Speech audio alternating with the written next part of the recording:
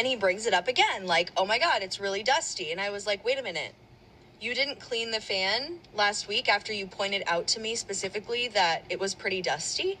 And he was like, no, you noticed it too. Why didn't you clean the fan? And I was like, whoa.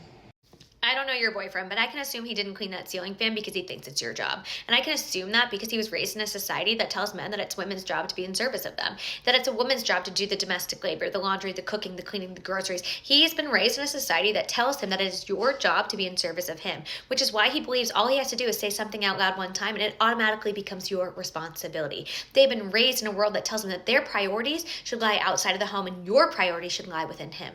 But it does not have to be like that. And I think it's such a blessing you're learning it now.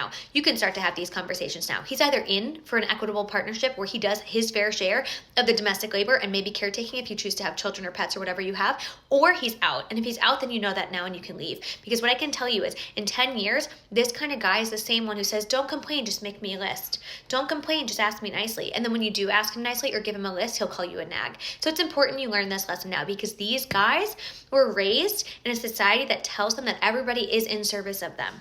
And if you don't want to live your life in service of him, if you don't want to be the one who's keeping the running checklist in your brain of all the things that have to happen in a home, now is your time to learn. Now is your time to say no. Now is your time to change that.